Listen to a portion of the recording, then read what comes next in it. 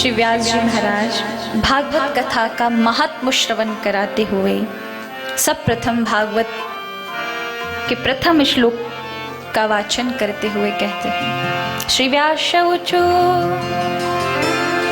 सच्चिदानंद रूपाय विश्वोत्पत्त्यादि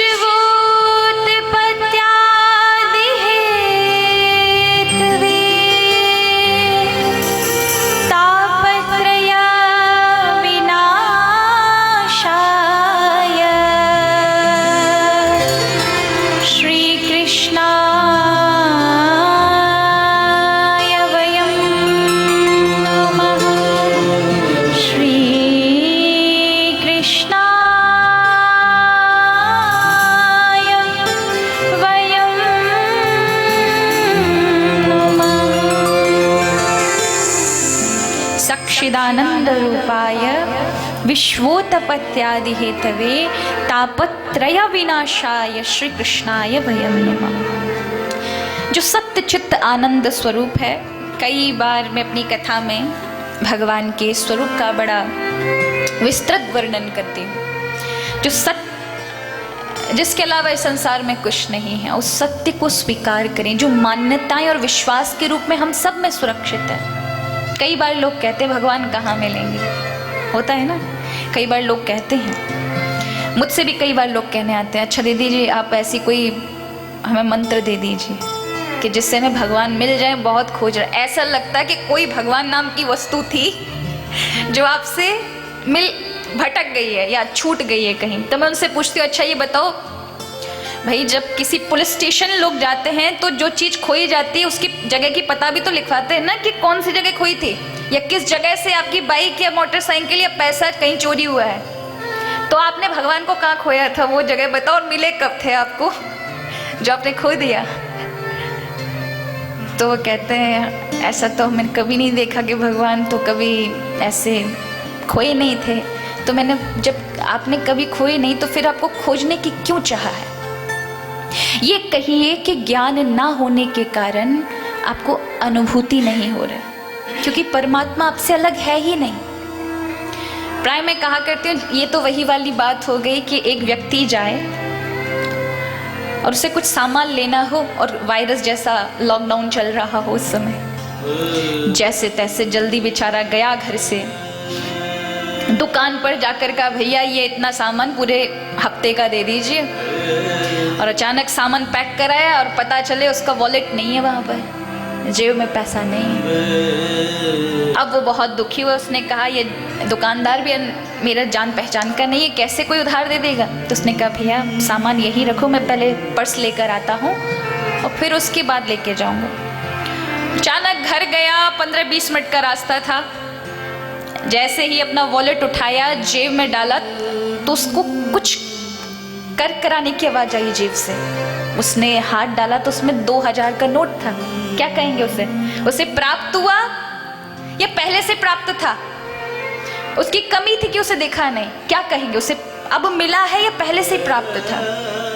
ये कहेंगे कि अज्ञानता के कारण उसे पता नहीं था, वो चीज़ तो उसके पास पहले से थी, उसे पहले से प्राप्त थी। उसी तरह से ईश्वर कहीं अन्यत्र नहीं है, वो आपको पहले से प्राप्त है महाराज। बस वो ज्ञान की कमी होने के कारण, जैसे ज्ञान का दिया जला होता है तो कमरे में अंधेरा हो, वहाँ की हर वस्तु आपको दिखाई देगी उसके प्रकाश से।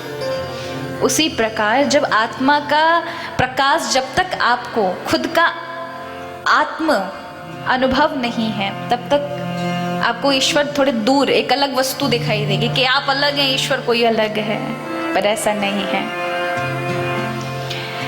यानी अपने आप को पहचानने की, अपने आप को जानने की, और जब व्यक्ति खुद व खुद परमपिता परमात्मा का स्वतः में अनुभव करता है कि उससे विलग कोई वस्तु है ही नहीं। ये हो गया ज्ञानियों का विषय। लेकिन भक्त थोड़ा प्रेमी होता है, भक्त ने हमेशा प्रेम से प्रभु को पाया है। वो लीला में ही इतना तन्मय हो जाता है कि उसे ना अपना ख्याल होता है ना ब्रह्म का ख्याल होता है। गोपी जब वह भगवत नाम स्मरण करते, लीलाओं का गुणगान करते, इन्हीं ब्रज बीथियों में जहाँ से कथा का प्रसारण चल रहा है आपके बीच में, इन्हीं ब्रज बीथियों से जब भगवत नाम गुणगान करती थी तो वह भूल जाती थी कि भगवान द्वारिका में है। क्योंकि वियोग तब रहेगा जब जागोगे, आंखें खुली होंगी तो जो गया है उसका दुख होगा कि वो छोड़कर चले गए, लेकिन सुषुप्ति अवस्था में क्या वियोग रहेगा। जब आप समाधिस्थ अवस्था में चले जाते ना, प्रभु आपको स्वतः ही अनुभूत होते, तो वहाँ वियोग नहीं रहता, वहाँ संजोग हो जाता है। उसी तरह से गोपिकाओं का भाव भी यही था। गोपिकाओं को बाहर कृष्ण में इतना मजा नहीं था महाराज, उतना आनंद उन्हें प्रभु के साथ, इसलिए उनकी चिंतन कितना पक्का था कि घर बैठे बैठे संसार के सारे कर्म करते हुए, वन में भगवान क्या कर रहे हैं, द्वारिका में भगवान क्या कर रहे हैं, मथुरा में प्रभु क्या कर रहे हैं, वो घर बैठे बैठे देखती थी। तो गोपिकाओं को इसलिए प्रेम ध्वजा कहा गया है।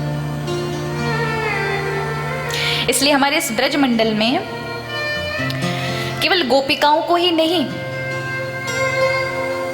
हमारे ब्रज में आप सबने सुना होगा कोकिला वन है शनिदेव जी का।